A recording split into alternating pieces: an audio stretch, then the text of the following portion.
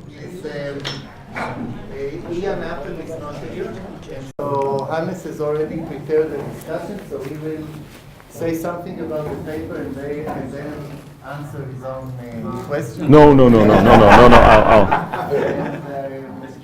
And then so this will probably be shorter than the other papers because I guess your conversation with yourself would be and then the other two papers as planned, and then dinner. You'll hear about this right next door. So, Hannes, please. Okay, thank you for the opportunity to discuss this paper. So just to explain, the presenter couldn't be here. We had a kind of discussion, should I present his slides or should we just drop the presentation? So Ian said, no, let's not have an improvised presentation of the paper, but feel free to discuss it. So I'll discuss it.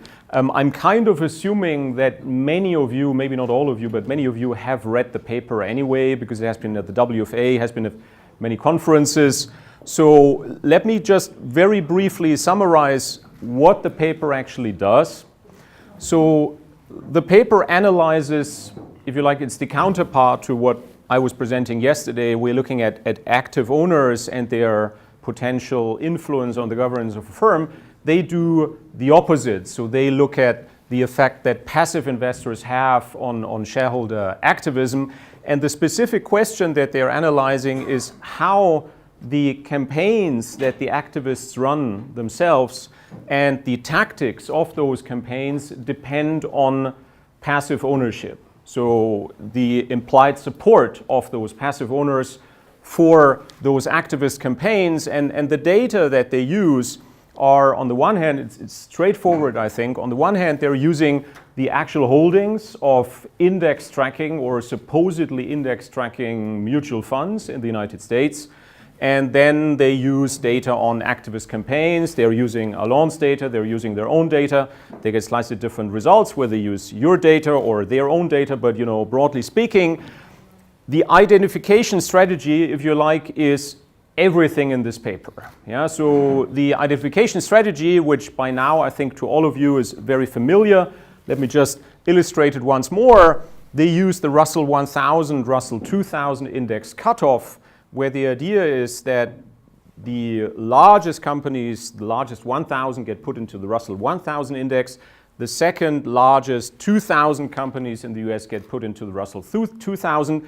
And because the indices themselves are value weighted, this has drastically differences for what the stakes of passive investors that are tracking the Russell 1000 versus Russell 2000 should be at the threshold, let's say, for roughly similar size. Okay, so if you're a very small Russell 1000 firm, you're going to have very small built-in passive index tracking institutional ownership, whereas if you are very large in the Russell 2000, you're going to have built-in very large. So it's this jump, which is exogenous, that they are going to use as an instrument, like many other papers now recently are doing. Okay. So this exogenous determines the aggregate stake that passive investors should hold. And what the paper finds is, basically twofold. First, the presence of passive investors on its own is unrelated to the likelihood the firm is targeted by an activist. Okay. The second effect is that it's positively related. So the presence of passive investor is positively related to the likelihood that the activist campaign features, score relatively high on the aggressiveness scale. Okay, so the activist campaign tends to be more aggressive or using more aggressive tactics, such as proxy contests, in the presence of a larger passive stake. Okay? Because of the IV, the idea is that this has the potential to indicate a causal relationship, possibly. And the conclusion overall is that passive investors are useful on net. They mitigate the free rider problems that we might expect, and they basically help activists execute successful campaigns. Not what you might have expected. You might have expected the opposite. So passive owners are useful basically for facilitating the actual more aggressive tactics that presumably they are backing, okay, of activists that attack aggressively targets. Okay, this is the paper. Now, I think the paper fits very nicely, and it's maybe the prototype paper of this literature, between the interaction of passive and active investors, or institutional investors, and more specifically hedge fund activists. I think the economic magnitudes of the paper are impressive, so what they find matters. The identification strategy is credible. It's very important in the paper. I think it has a clear potential to make a significant contribution. I like the paper, and maybe the best way I thought to summarize it, if you haven't already done so, and it turns out Maria Sunta already has, and I'm doing this. This, I think, is a typical paper that you will end up including in your PhD course, Empirical Corporate Finance syllabi. Yeah, because it's carefully executed, it's clean, identification, it's very, and so on. Okay, I think you understand what I'm saying. Now, so the paper has a lot of light, but then of course there is also shadow, and I don't want to pick on Ian because he's not here, but of course my job as a discussant is still to point out, let's say, the things where they could be doing a better job. My understanding is that the paper is at a very advanced stage, possibly conditionally accepted at a journal. So this is more what to think about for the future, than specifically to change in this paper. Now, one problem, I think, which is a twofold problem, is the following.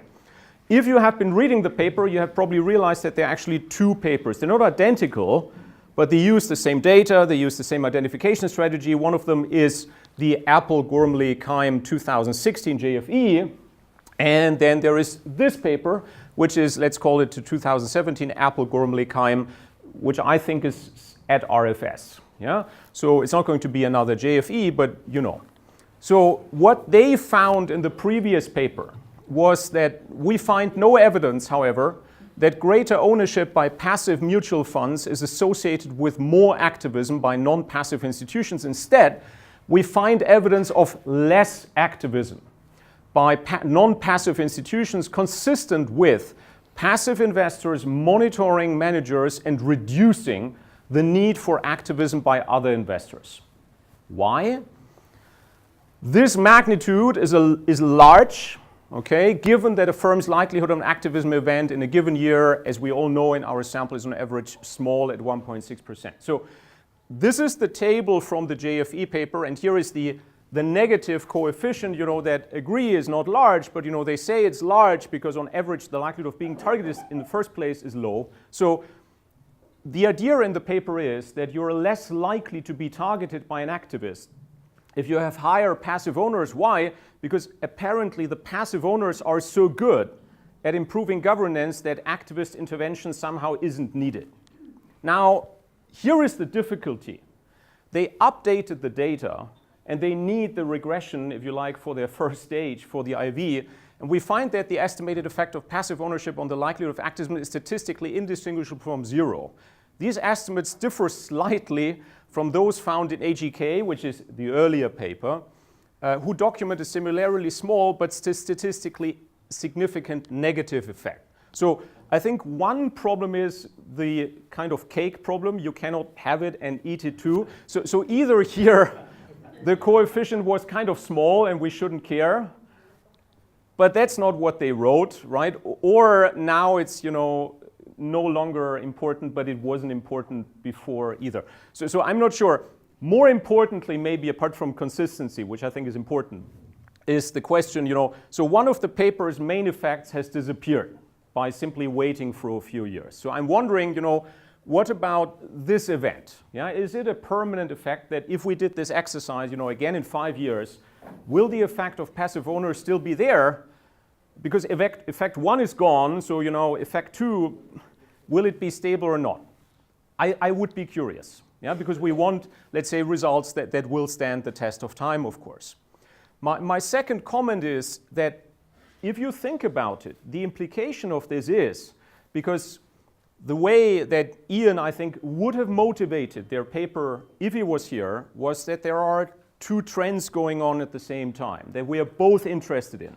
One of them is the rise of shareholder activism. The other one is the rise of passive owners.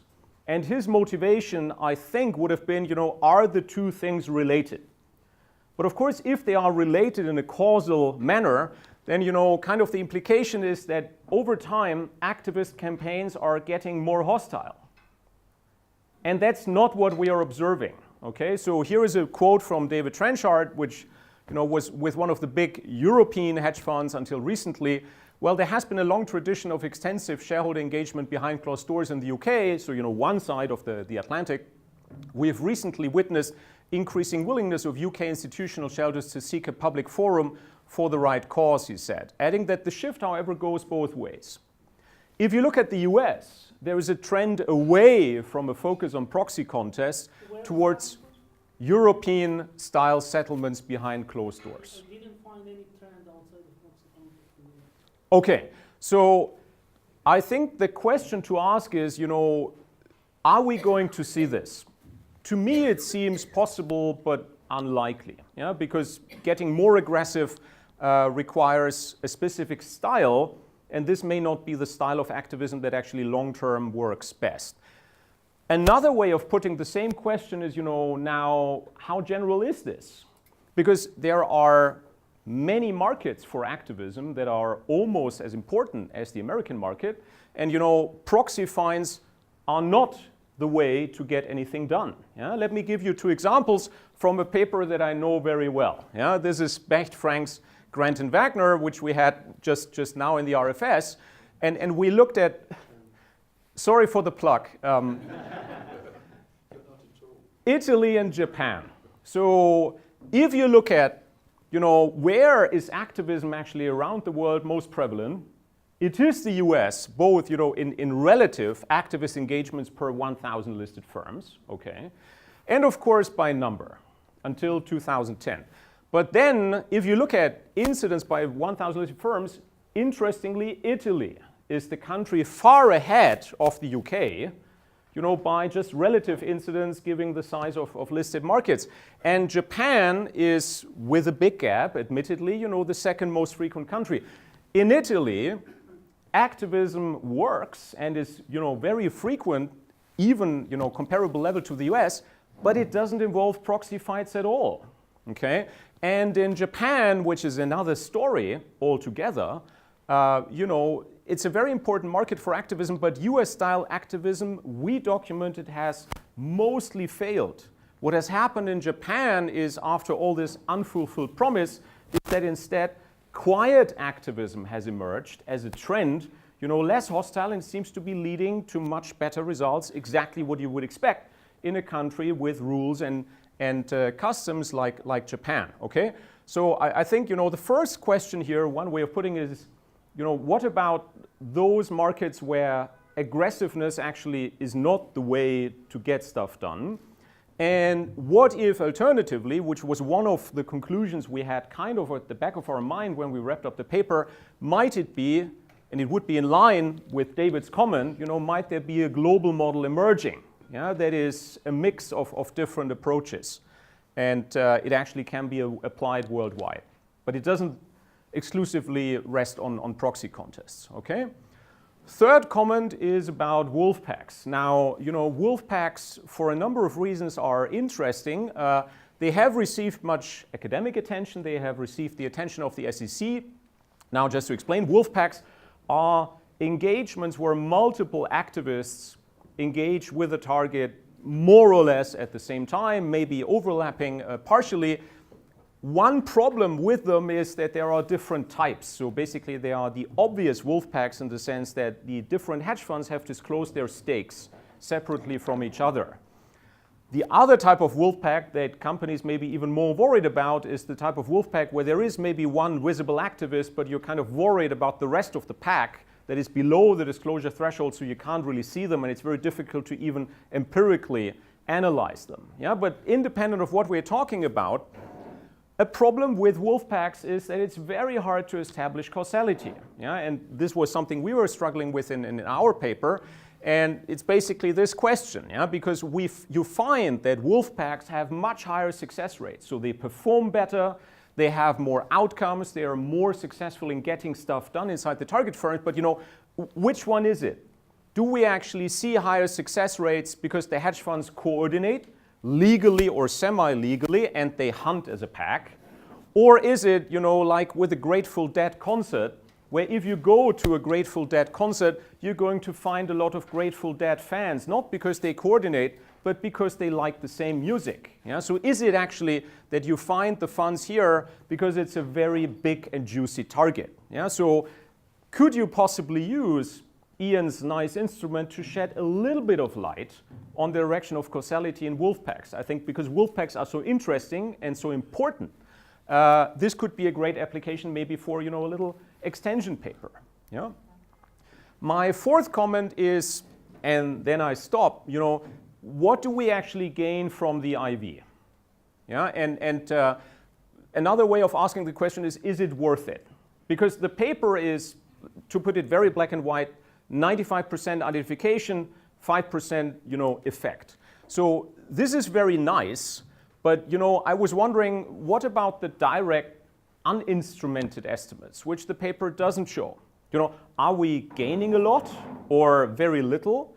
Because if the whole machinery exists, you know, to have coefficients that are basically the same, the problem of the machinery is that it limits the questions that we can ask. Yeah? And we had Christopher Hennessy over for a seminar 2 weeks ago, and Christopher is very interested, as you know, in let's say, androgeneity and instruments, and the example that he gave was, well, look, the problem is, right, the one that we're facing.